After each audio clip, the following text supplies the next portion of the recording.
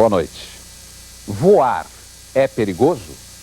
O Globo Repórter de hoje investiga a segurança da aviação brasileira. Nossa equipe viajou pelo Brasil em aviões grandes e pequenos. Entrou nas salas que controlam o tráfego aéreo. Flagrou um avião em pouso de emergência. Descobriu que interferências atrapalham a comunicação entre pilotos e as torres de controle. No programa desta noite, o repórter Caco Barcelos tem novas revelações sobre o acidente que matou os Mamonas Assassinas e chocou o país. Explosivo. Um documento prova que a rota do avião dos Mamonas era proibida. Qual o aeroporto mais perigoso do Brasil? Pousos e decolagens de dentro da cabine de comando. A primeira reconstituição em simulador de voo da trajetória do Fokker que caiu em São Paulo.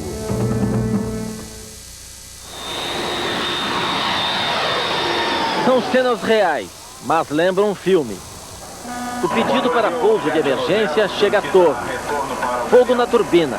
Até os passageiros viram. Quando eu olhei para fora, eu vi aquelas labaredas de fogo saindo da turbina, pensando logo, vai cair o avião. Esse não caiu. Mas qual o comissário que nunca se preparou para enfrentar as chamas? Se o avião caísse, seria uma explosão igual a esta. Americanos já lançaram um jato no chão, sem passageiros, só para ver como seria. Fumaça, pó de tijolo, sabe? E fogo dentro do avião.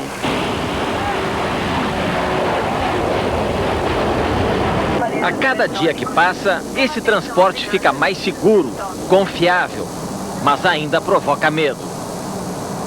Voar é mais seguro do que andar de carro. É mais fácil morrer atingido por um raio ou atropelado em São Paulo do que num acidente aéreo. Só no ano passado, no mundo inteiro, milhões de pessoas subiram ao céu e desceram à terra em segurança. Apesar da garantia, esse gigante ainda assusta. Na altura das nuvens, segurança maior para muita gente está nas mãos de Deus. Nunca a contradição se mostrou tão forte como agora.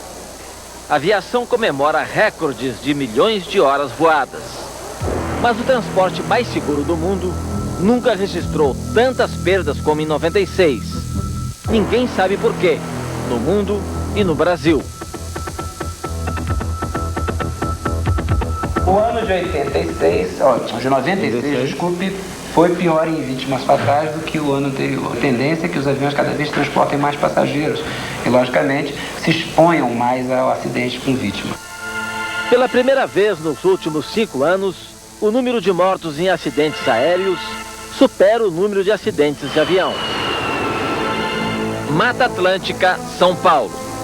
O primeiro acidente grave do ano foi o de um avião bimotor com 6 pessoas a bordo. Ele sofreu uma queda na vertical e explodiu no meio desta floresta, a 40 quilômetros da capital de São Paulo, num lugar de acesso muito difícil. O acidente deixou uma pequena clareira na mata e abriu um buraco impressionante, com 4 metros de profundidade.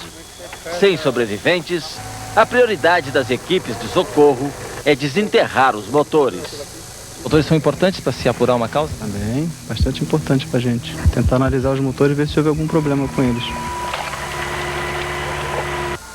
Uma sucata voadora, de uso particular, com um piloto inexperiente e mal treinado no comando. Esta é a receita da tragédia, repetida na maioria dos 82 acidentes aéreos do país no ano passado, e que deixa a aviação executiva do Brasil com fama de muito insegura. Foi um ano de muitos sustos. Foram mais de 400 incidentes com aviões grandes e pequenos. Perda de motor, derrapagem na pista, pequenas colisões em solo, situações de risco, algumas pessoas feridas sem gravidade. Durante as gravações dessa reportagem, por acaso nós documentamos uma emergência em pleno voo. Nós fomos informados pelo piloto que há um avião militar, um Brasília, com problema técnico durante o voo e vai ter que se obrigar a fazer um pouso de emergência. Nesse momento nós estamos registrando um pouso de emergência do avião militar, um Brasília, que está com problemas técnicos. Bom, felizmente, parece que está ocorrendo tudo bem. Ele acaba de tocar no solo. O pouso de emergência que nós acompanhamos lá de cima foi o deste avião, que na verdade não é um Brasília, mas um Xingu. Os mecânicos já estão trabalhando aqui para consertar o problema que aconteceu no trem de aterrissagem. O piloto é o Major Olegário, da Força Aérea Brasileira. Vai explicar o que aconteceu. O que houve? O trem não recolheu e nós tivemos que fazer um pouso retornando ao aeródromo para poder consertar e prosseguirmos viagem. Interruptores de segurança do trem não funcionou e não permitiu o seu recolhimento. Final feliz. Um incidente que quase virou acidente não passou de um grande susto. Apesar dos sustos, graças à aviação comercial, voar no Brasil é relativamente seguro. Quem voa aqui está tão protegido como se estivesse voando na Europa. Segurança maior só no Japão ou nos Estados Unidos.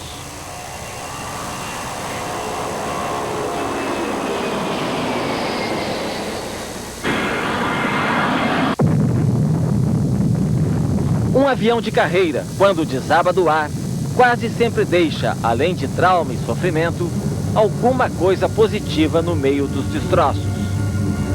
Grandes tragédias são marcadas por avanços que tornam a viagem mais segura. A finalidade da investigação no acidente é justamente você evitar que outro igual aconteça. É uma coisa boa que a gente tira de uma coisa ruim, né? Esse desastre com o Boeing 707 da Varig em Orly, na França, levou a uma descoberta fundamental. Fumaça a bordo pode causar morte fulminante. Muito fogo pegou no oxigênio dos passageiros. Aí os passageiros não tiveram, porque naquela combustão de lã de vidro, plástico, aquela coisa toda, dizem que exalou assim como se fosse um ácido cianídrico, né? Aquele ácido da cama de gás, né? Então o passageiro naquele acidente, na primeira cheirada ele já... Antônio Fujimoto não era o comandante, mas pilotava o avião na hora do acidente. As investigações provaram que o fogo causado por uma ponta de cigarro acesa jogada no banheiro tomou conta do avião. Não, eu não vi os instrumentos, né? Não viu? Não deu mais, né? Aí quando eu estava voando assim, eu perdi até o rumo, né? Para voar, né? Aí tinha uma estrada, quando passou a estrada eu dei um power off, né? E aí eu puxei o speed brake. Olha. Power off é reduzir as 4 manetes, aí eu puxei o speed brake. O avião levantou e veio, aí eu puxei com toda a força, assim, com força, aí ele veio e bateu. Fujimoto conseguiu aterrissar sobre uma plantação de cebola, vivendo cenas iguais a deste filme de ficção. E o avião ficou muito pesado, né? Eu, para levantar o nariz do avião, eu tive um derrame no braço aqui, tanta força que eu fiz. Ficou tudo preto aqui meu braço. Foi a fumaça altamente tóxica que matou 122 dos 134 ocupantes do avião. Os 11 tripulantes e um passageiro sobreviventes estavam na cabine. Desde o acidente de Orly, a prevenção de incêndio é uma das prioridades dos tripulantes.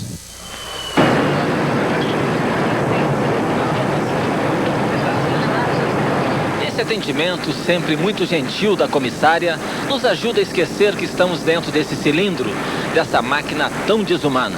Além do serviço de bordo, o trabalho dessa moça tem um outro lado que a gente não vê e que muita gente nem conhece. Um trabalho fundamental para nossa segurança. Fogo! Fogo! Fogo! 2 vezes por ano, os comissários da maior empresa aérea do país treinam para ser o anjo da guarda do passageiro. Esse intervalo em que eu achei que estava tudo ok e não estava, pode significar um desastre mais sério. Pane elétrica, corredoras escuras, fumaça.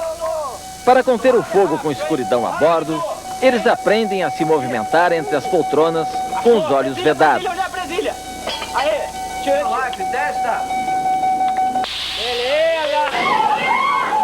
Fogo sempre significa pânico a bordo. Nesta hora, o comissário tem que acalmar o passageiro, saber orientá-lo e agir com energia. Eu quero sair, eu quero descer. Quando ela está em pânico e você toma uma atitude dura e age com rigidez com ela, ela acaba no choque, ela acaba se acalmando. Marinês Coimbra e a filha Bruna são sobreviventes do acidente com o avião da Varig, que caiu na selva do Mato Grosso em 89. Elas contam que a tragédia foi anunciada pelo piloto Garcês muito antes do avião fazer a aterrissagem sobre a selva. O comandante Garcês, ele tinha nos avisado que seria muito difícil, que haveria uma explosão, que o avião iria explodir, desejou a todos um bom final. Essas foram as palavras dele. Nos 15 minutos que antecederam a queda, segundo o marinês, as aeromoças estavam tão nervosas quanto os passageiros. Ela estava orientando, tirem os sapatos. As moças estavam chorando. Tentavam arrumar um, tentavam arrumar outro, mas elas estavam chorando muito. Na época do acidente, Bruna tinha 3 anos. Marinês disse que não foi orientada para melhor proteger a filha. Eu não fui orientada como eu deveria fazer com a criança de 3 anos. Porque no meu caso, Marinês, eu não tive nada, porque a Bruna estava no meu colo. Então ela foi o meu escudo. Toda a pancada que eu deveria ter recebido, ela recebeu. A menina Bruna escapou por pouco. Foi salva pela ação heróica de uma aeromoça que cuidou dela antes do resgate do Paraçá. Mas a mãe ainda se queixa da falta de preparo da tripulação. Dentro de um quadro desses, elas têm que estar preparadas para assumir realmente o que a profissão delas exige que elas façam. Se elas são aeromoças, elas não estão ali para servir café, servir água, não só para isso. Durante os treinamentos, os tripulantes aprendem a usar o serviço de bordo como estratégia de segurança. Acordar o passageiro oferecendo um cafezinho, servir um suco fora de hora, às vezes são disfarces para fiscalizar com discrição as áreas de risco, como a dos fumantes. As pessoas não podem fumar em pé. Se tiver uma turbulência, aquele momento que o avião balança, esse cigarro pode voar e cair em algum lugar que nós não encontraremos. E tudo aqui pega fogo com facilidade. A vigilância do banheiro é permanente. É lugar de alto risco, origem de 45% dos incêndios a bordo.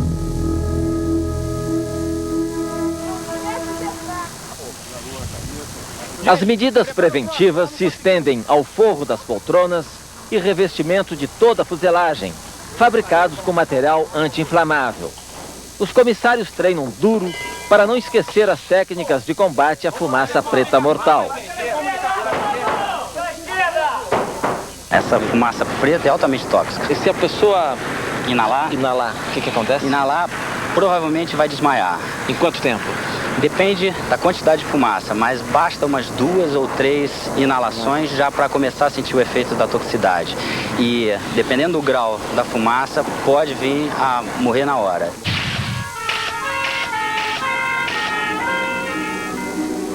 Essas imagens foram gravadas há 12 anos. São da última tragédia provocada por fogo.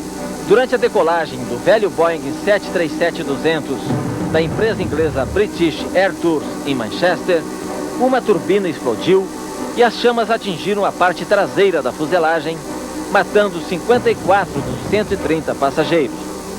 Esta cena pode se repetir com os aviões da nova geração? Olha, pegar fogo num avião hoje é coisa, parece que é impossível. O passageiro pode ficar descansado, viu?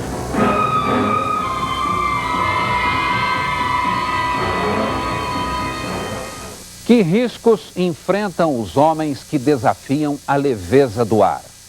A seguir, o voo do Fokker que caiu em São Paulo, visto de dentro da cabine de um simulador. Ainda nesta edição, por que a rota do avião dos Mamonas era proibida?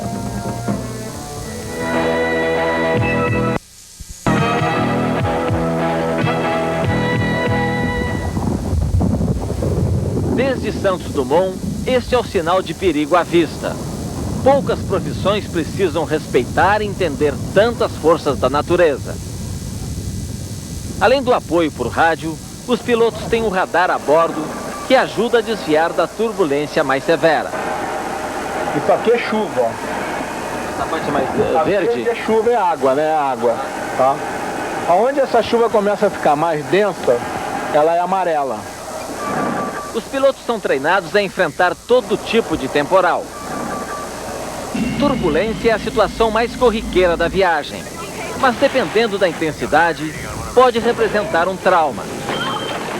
Até os profissionais mais experientes se exaltam quando lembram as piores experiências.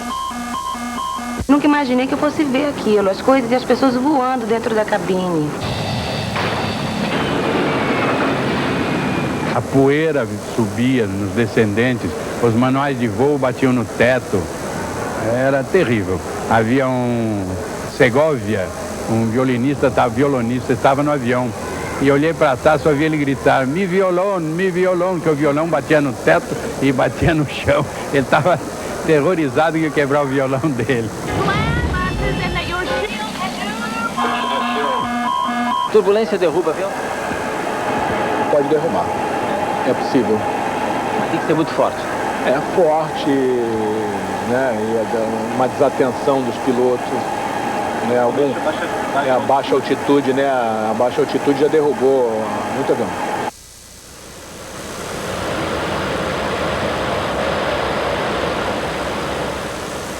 Os pilotos são bem treinados para enfrentar as emergências mais conhecidas.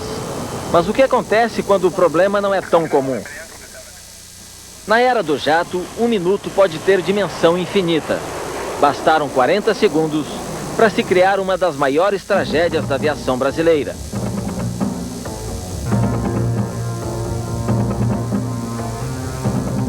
O voo 402 era de um jato de última geração, de uma empresa emergente, a única a crescer no mercado em crise.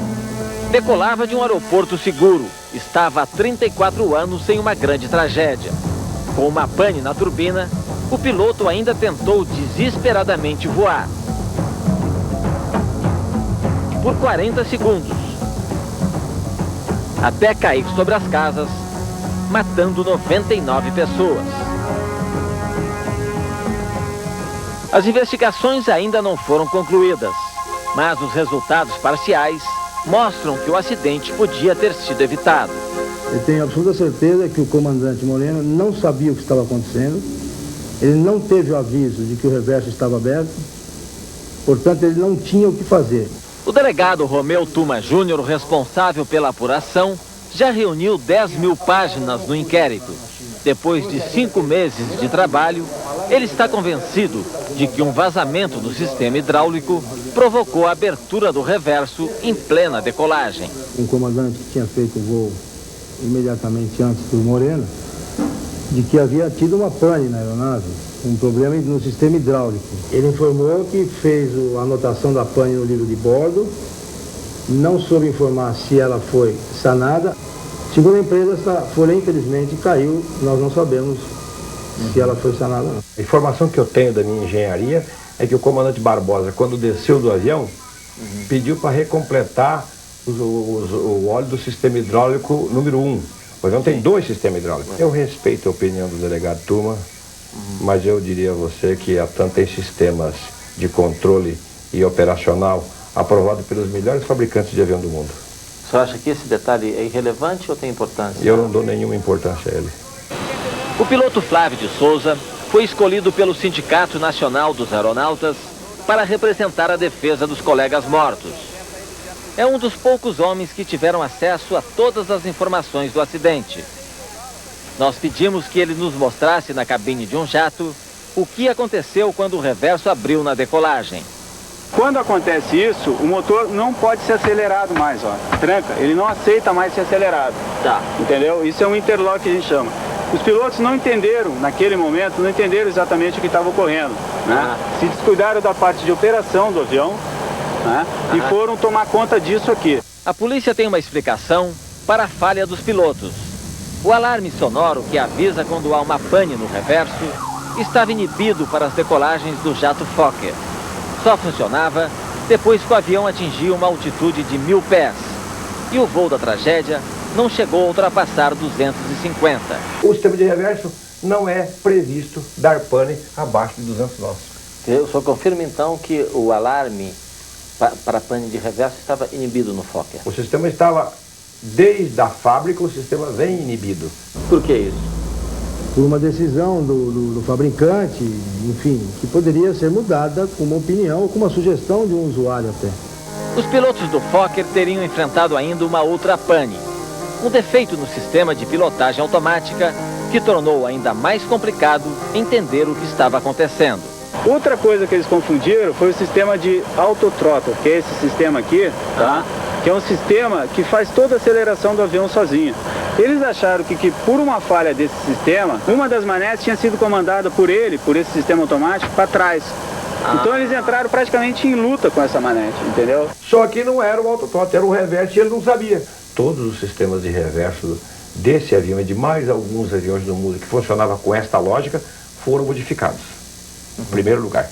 Segundo, na TAM nós adicionamos providências adicionais no sentido de ligar um sistema que só pode fechar o reverso, não pode abrir. O reverso não abre mais na TAM. Não há hipótese.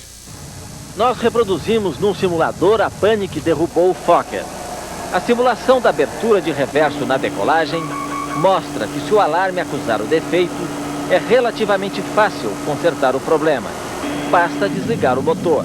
Quando entrou o reverso, você viu que a manete vem para trás, ela não fica lá. Imediatamente corta-se o motor. Ele reduziu, corta-se o motor, o avião já está voando normalmente. Você cortando praticamente, você está voando normal. Vocês estão vendo, ele está voando normal. A conclusão dos próprios colegas dos pilotos é que faltou uma coisa fundamental: treinamento. O relatório aponta como causas, como fatores que contribuíram para que ocorresse o acidente, falta de treinamento do piloto. A fábrica manda não treinar, a fábrica manda não fazer, eu tenho isso por escrito da fábrica. A fábrica manda não perder tempo com isso. Há 2 semanas do prazo final para as investigações, o delegado tem certeza que está no caminho certo para apontar a causa do acidente e seus responsáveis. E já avisa, para ele, os pilotos são inocentes. Se ele tivesse um alarme avisando que o reverso estava aberto, eu tenho absoluta certeza que o comandante Moreno e todos os passageiros daquela aeronave e as pessoas da vizinhança hoje teriam uma vida muito diferente, ou seja, estariam vivas. Se o preço que a TAM tivesse que pagar fosse inclusive a sua falência, para evitar um problema desse, seria barato perto do que ele representa. Além da queda do Fokker, 1 ano depois, o Brasil ainda tenta entender um outro acidente. A seguir, novas revelações sobre o voo dos Mamonas Assassinas. Por que o avião entrou em rota proibida?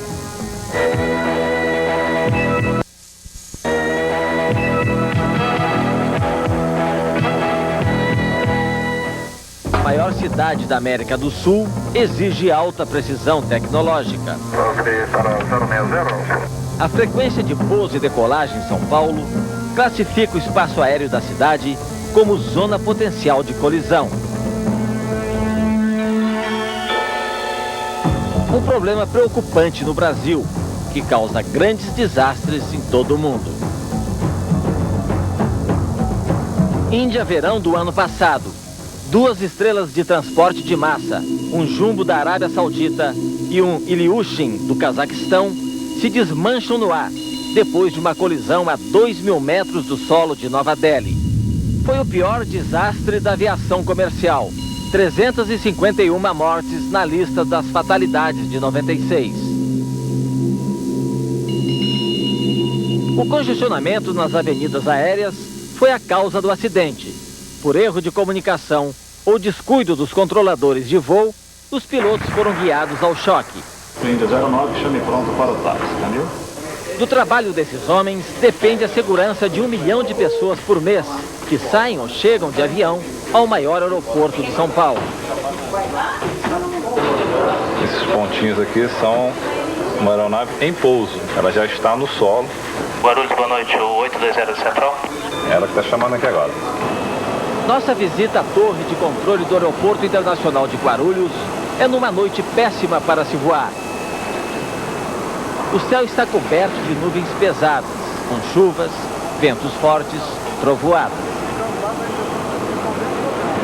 Num dia assim, esse trabalho de extrema responsabilidade e mal remunerado, salário médio de R$1.000, se torna ainda mais estressante. O que você particularmente faz para evitar esse estresse? Eu procuro, nos meus dias de folga, descansar bastante, sair com a família, dar uma dispersada e não olhar para o avião. É? Você chega a sonhar com o avião? Muitas vezes. Pesadelo? Às vezes. Durante o dia, melhoram as condições visuais para a torre, mas a tensão não diminui. Mesmo uma simples interferência de rádio FM, aqui assusta.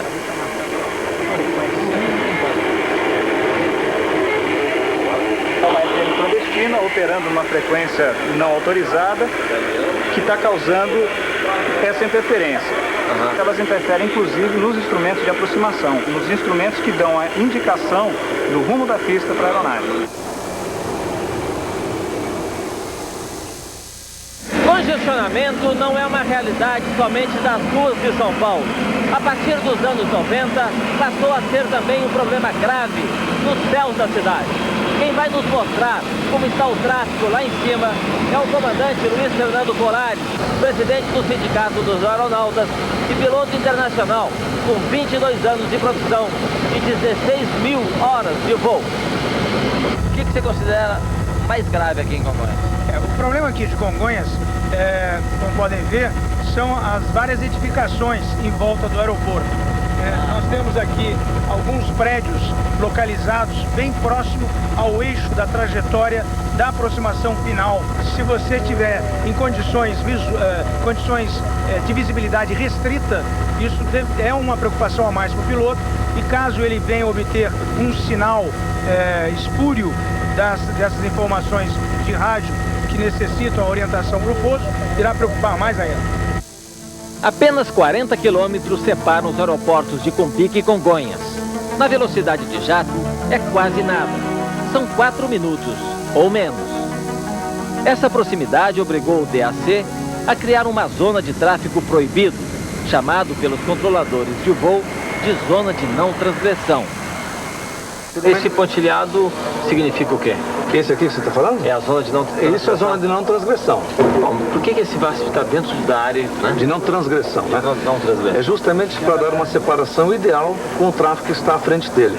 Se aproxima muito da torre da pista de Congonhas? Não, ele da pista não, a pista está aqui, mas ele se aproxima da zona de aproximação. De Congonhas. É verdade. Porém, a gente faz o seguinte, nós então limitamos a altitude. É um complicador, não resta dúvida. Essas pistas as aproximações delas se cruzam aqui. Os homens desta sala trabalham noite e dia para evitar colisões no ar. São eles que organizam toda a movimentação de aviões num raio de 100 quilômetros e acima de 6.000 pés de altitude, justamente sobre o espaço de maior concentração humana do país. Nós acompanhamos o trabalho dos controladores durante 1 hora. Vimos que cada um deles orienta simultaneamente os procedimentos dos pilotos de 8 aeronaves, com toda a atenção para evitar o risco de colisão, que eles chamam de conflito. Uma falha de controlador, uma desobediência de piloto gera uma quantidade de conflito muito grande. Mas nós temos um nível baixo de conflito, relativamente. Estamos voando baixo de helicóptero ao lado da pista de Guarulhos, sobre uma região marcada por um acidente que comoveu o país. Essas montanhas são o pesadelo de Cumbica. 1 ano depois da tragédia dos Mamonas Assassinas, a viúva do piloto do jatinho, Cristiane Martins, ainda tenta provar que o marido não é o único culpado pelo acidente. Isso aqui, esses pontos triangulares aqui são obstáculos, tá? São montanhas? São montanhas, são obstáculos. O controlador não alerta para esse detalhe aqui, que é a Serra da Cantareira. Envolvida numa investigação pessoal, Cristiane descobriu que parte das gravações sobre o diálogo do piloto com os controladores de voo foi omitida do relatório oficial do DAC. Imagine todo mundo olhando para você e falar: o seu marido é o assassino, e você não tem como se defender. A parte mais importante das gravações mostra um erro de comunicação. Ao ser informado da arremetida do jatinho, o controlador manda o piloto seguir em direção ao setor sul. O piloto parece não ter ouvido direito e responde: afirmativo, setor norte. O controlador não corrige o erro e o jatinho segue em direção às montanhas.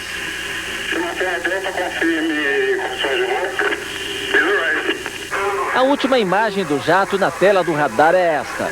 Altitude 3.300 pés, 320 abaixo do pico da montanha à frente. Mesmo assim, o piloto não é avisado e ele bate.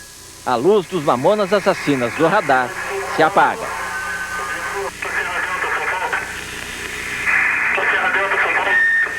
Hoje está reforçado a ideia de que o tráfego é pelo setor sul, ninguém vai para o setor norte. É no mínimo estranho que desde a arremetida do jato sobre a pista, os controladores não tenham feito nenhuma advertência ao piloto. Nós descobrimos que muito tempo antes do acidente, era proibido arremeter para a esquerda da pista. A prova é um documento do próprio DAC. A Carta Aeronáutica de Cumbica, editada em novembro de 95, não deixa dúvidas. No caso de arremetida, manda seguir em direção ao mar e não às montanhas. A carta também orienta a altitude a ser seguida, 6.000 pés.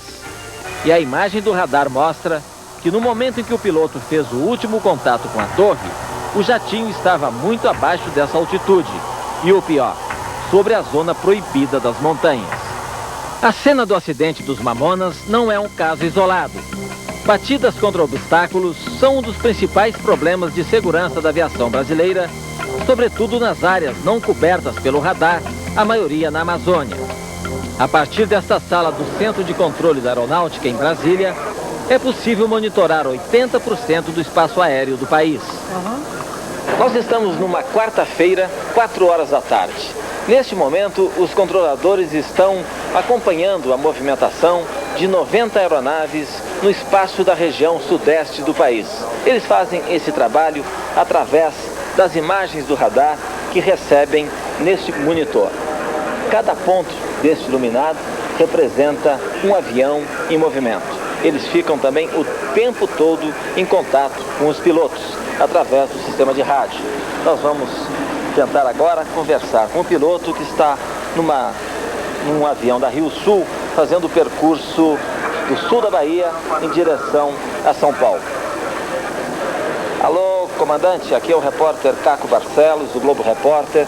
Nós estamos fazendo uma reportagem sobre segurança de voo e queríamos conversar um pouco com o senhor. Afirmativo, muito boa tarde, comandante Divino da Rio Sul. Comandante Divino, a gente está observando também que há bastante movimentação na área de São Paulo, é isso? Afirmativo, principalmente esse trecho aqui entre Belo Horizonte e São Paulo, em que a maioria das aeronaves, quando saem de São Paulo, pedem proa direta de Belo Horizonte. Quando se faz um desvio para a esquerda, a tendência é aproximar das aeronaves que estão vindo de São Paulo para Belo Horizonte. Então é muito importante que o pessoal esteja atento aí para assessorar a gente. O comandante Divino será observado segundo por segundo durante sua trajetória e receberá todas as informações técnicas para conduzir o avião com segurança até as proximidades da pista em Congonhas. Como vai descer no meio do coração da metrópole, a aproximação para o pouso terá de ser de alta precisão. Pousos e decolagens, onde os comandantes brasileiros exibem perícia de mestre. Qual o aeroporto mais perigoso do Brasil? Em que rota voam os pilotos mais bem treinados do Brasil? Computadores que reconstituem todos os segundos de um acidente.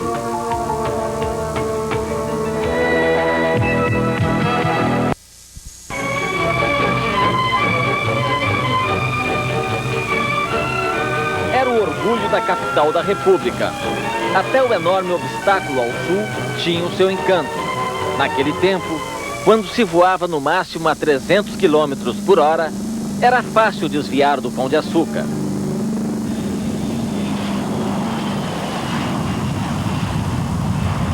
Na era do jato, um privilégio do tempo da hélice. Nenhum outro aeroporto do mundo oferece a comodidade do Santos Dumont. Quem chega aqui pode ir a pé até o centro do Rio de Janeiro. Um dos aeroportos mais críticos do Brasil está aqui no Rio de Janeiro, mais exatamente no centro da cidade. O comandante José Seabra, que tem 25 anos de experiência, vai nos mostrar as dificuldades que todo piloto tem ao chegar ou sair do aeroporto Santos Dumont. Visto pelo ângulo da segurança, há riscos por todos os lados. Ao norte, a ponte Rio-Niterói. Ao sul, o Pão de Açúcar. Atingiu a rotation, ele rodou, está voando agora. Veja bem a preocupação do piloto aí, é fazer curva logo após a decolagem à esquerda para livrar o obstáculo. Você pode observar na decolagem que ele vai ter uma grande ascensão, grande razão de subida. Mas se ele tiver um monomotor, perder um dos motores, ele vai restringir essa razão de subida. Obviamente ele vai ter que transpor alguns obstáculos, né? Se tiver instrumento, Pão de Açúcar coberto, a questão aí muda e fica muito complicado. Nós viajamos com os homens que enfrentam esse perigo 3, 4 vezes por dia. Entramos na cabine para ver de perto como os pilotos da ponte aérea aterrissam na pista curta do Santos Dumont. A operação da ponte aérea é uma operação especial. Os pilotos são selecionados e as companhias, algumas delas investem nesse treinamento dos pilotos, né, para a operação no Santos Dumont. Que é uma boa pista, mas ela é curta. E tem obstáculos também, tem aproximação, não é noturna e com chuva, ela dificulta um pouco.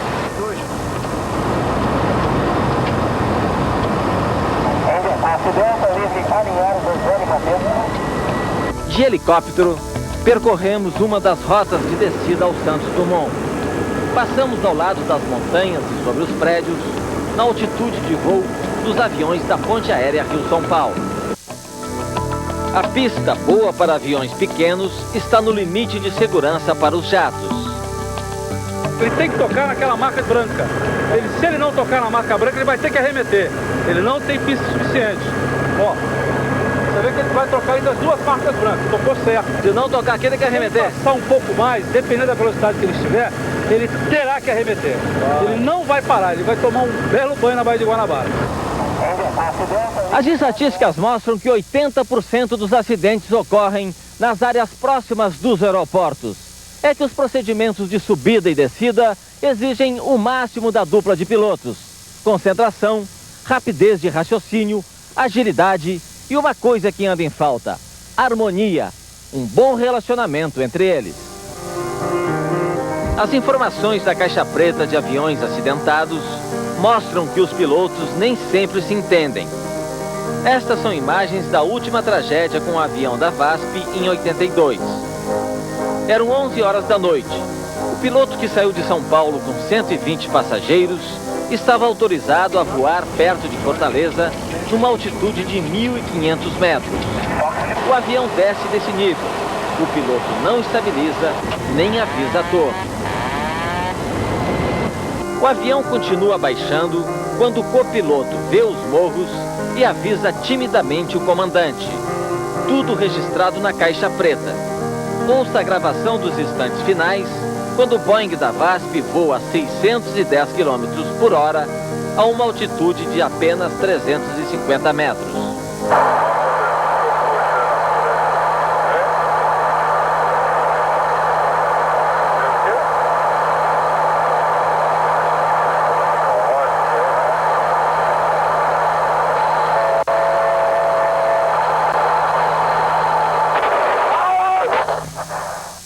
Existem dados estatísticos que mostram que uma boa parte dos acidentes ocorreu entre pilotos que estavam voando pela primeira vez, juntos. Tem que haver uma harmonia enorme. Se não houver essa harmonia, você começa a surgir as primeiras chances, entendeu? Os primeiros passos ou os primeiros elos da corrente que vão levar para o acidente. Nunca os especialistas de segurança tiveram tanta tecnologia a serviço da investigação. A engenharia eletrônica consegue até mesmo reproduzir, com uma precisão de frames de segundo, cada movimento de uma aeronave em pane. Veja o que aconteceu com este avião brasileiro, o Brasília, a serviço de uma empresa americana. O acúmulo de gelo sobre a extremidade das asas tira a estabilidade e o avião começa a cair. Segundos depois, com o piloto totalmente sem controle, o avião sofre uma queda em parafuso. O piloto comandou a saída do parafuso, mas ele não sabia que estava em parafuso. Ela estava voando dentro de uma nuvem em condições de gelo.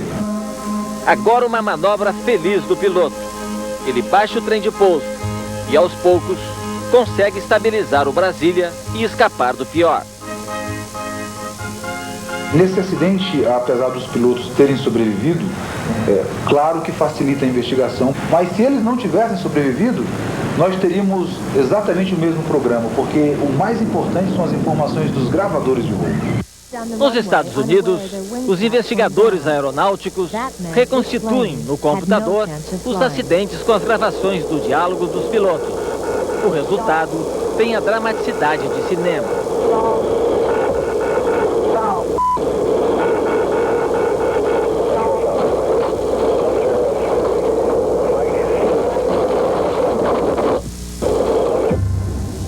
Aqui, os pilotos são surpreendidos no meio da neblina. Eles perderam as referências de altitude, mas não se dão conta.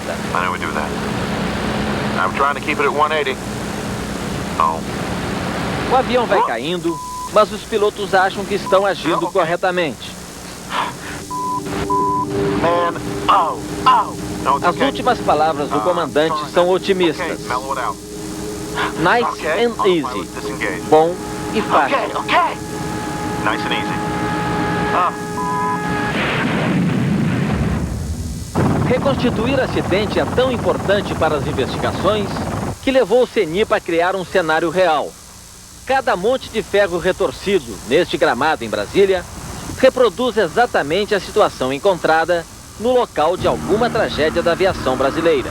Os destroços de um painel falam muito para você? Falam. O ponteiro, ele é como se registra a posição em que ele estava. Onde ele estava. Que é o leme. Isso aqui que travou. Houve o travamento dessa... Foi a causa dessa queda? Ele teve o travamento disso na decolagem. Qual o caso mais grave exposto aqui? Aqui, eu diria, o próprio C-130 que nós tivemos... O Hércules? O Hércules. Quanto ali, tivemos então? 21 fatalidades. Nós encontramos mais ou menos isso aqui. O que nós tentamos reproduzir aqui no laboratório é isso. Bastante espalhado. Bastante espalhado. E chegou a desintegrar no ar. 87 acidentes, que é o que nós estamos em números para o ano passado, já significa menos de um terço do que foi 10 anos atrás. Uma redução de 75% aproximadamente. Mas o Ministério hoje raciocina que a gente pode e vai conseguir, até o ano 2000, reduzir isso em mais 75%.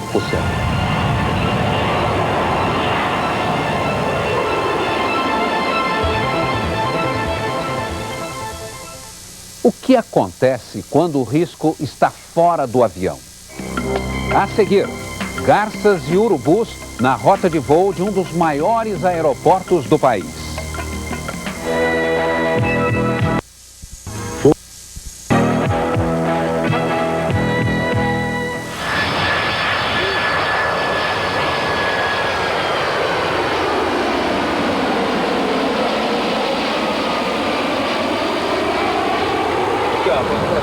Aqui à direita ali, ó. Viu? A concentração de pássaros no aterro sanitário da Ilha do Governador é o maior foco de perigo nos pousos e decolagens do Aeroporto Internacional do Rio de Janeiro. Isso é muito crítico. Isso é um absurdo que está acontecendo. Uma concentração de lixo dessa próxima à cabeceira do Aeroporto Internacional do Rio de Janeiro. Impressionante a quantidade, impressionante a quantidade de pássaros e tão próximo à pista. Nos dias mais quentes, são milhares de urubus cruzando as rotas dos aviões. Acompanhe esse momento de perigo que nós conseguimos documentar.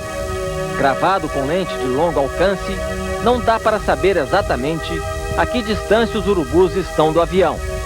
O certo é que nessas condições, com o avião voando a 400 km por hora e em baixa altitude, o risco é enorme. Um urubu de 1,5 kg, por exemplo, não é um urubu grande. E um avião a 300 km por hora, que é uma velocidade média de um jato voando próximo ao aeroporto, para o pouso, o impacto é aproximadamente de 7 toneladas, quer dizer, são 7 fuscas no impacto.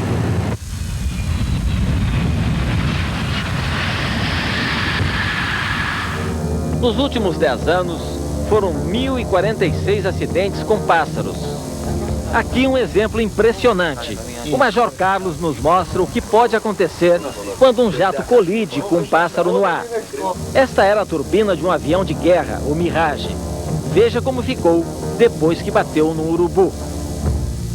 Se fosse um outro avião, um Boeing, carregado com passageiros, isso poderia ocorrer? Poderia. Se o urubu entrar na turbina de um Boeing, ele vai fazer o mesmo estrago.